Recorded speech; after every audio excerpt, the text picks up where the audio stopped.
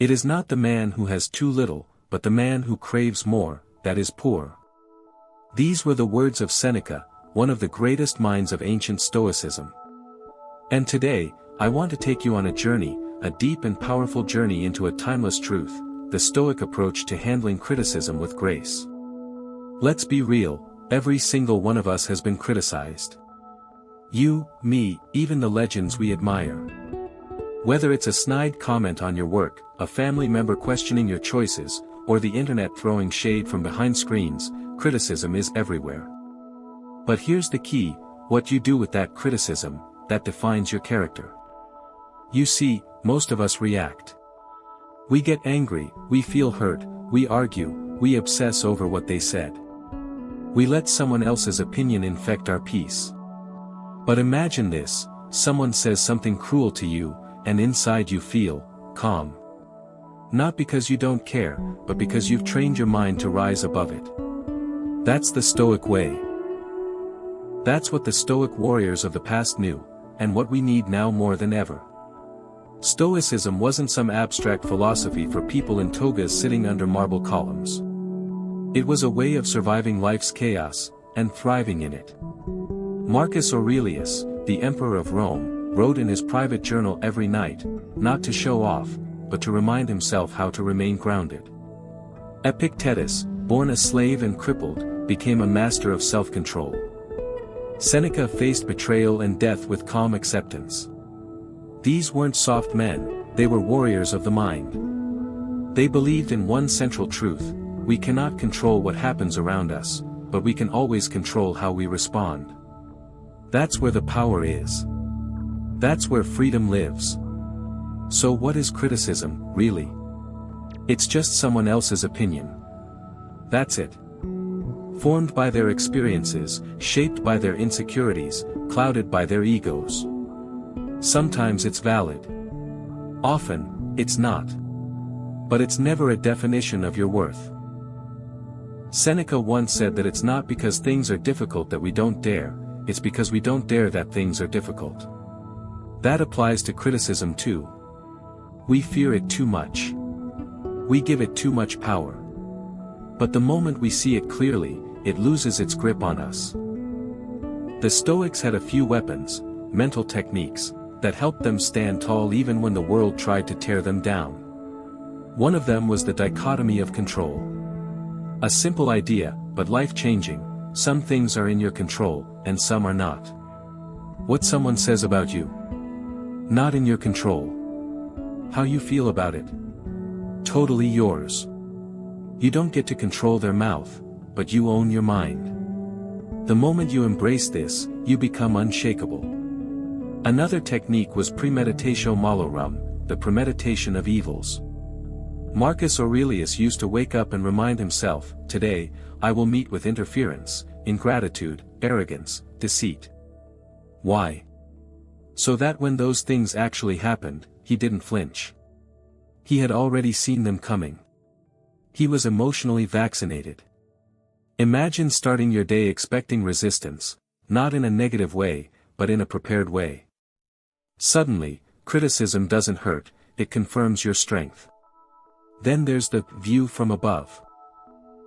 This is where Stoics imagined themselves flying above the world, seeing the earth from a bird's eye view.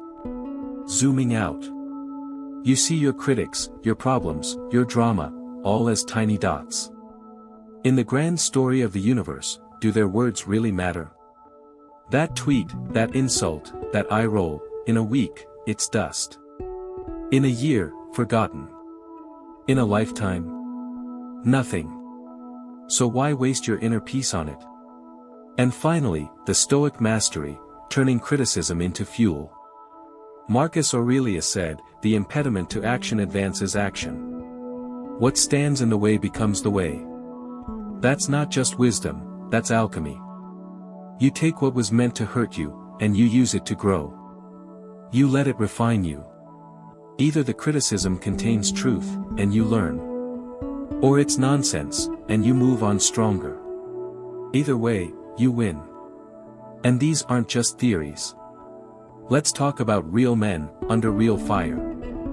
Marcus Aurelius ruled during plagues, invasions, betrayals, and he didn't lash out in anger. He wrote calmly, "You have power over your mind, not outside events. Realize this, and you will find strength." Epictetus, beaten and enslaved, never allowed his suffering to corrupt his spirit. Instead, he said, "It's not things that disturb us, but our opinions about them." And Seneca, when told to take his own life by the emperor, didn't beg. Didn't cry. He faced it with grace, discussing philosophy with his friends until his final breath. These were not superhumans. They just mastered the one battlefield that matters, the inner one. Now, let's fast forward to today, you and me. You post a video, someone comments, "This is trash." You speak your truth, someone rolls their eyes. You share your art, and someone mocks it. You feel the sting. You want to clap back. But stop. Breathe.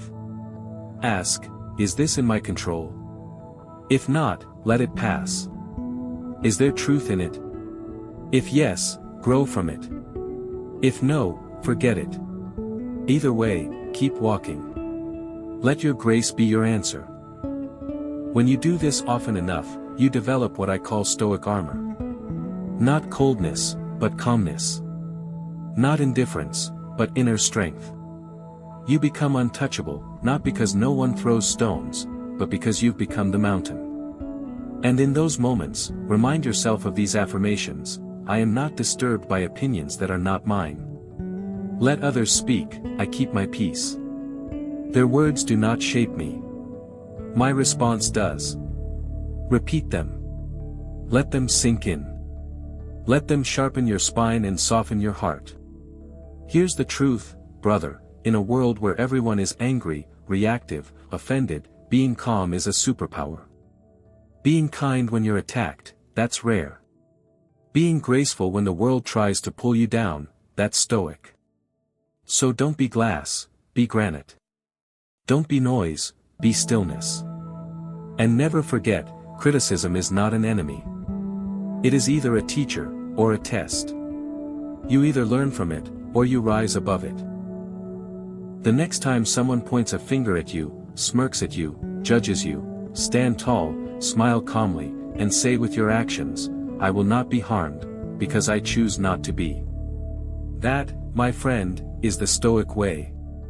That is power. That is grace.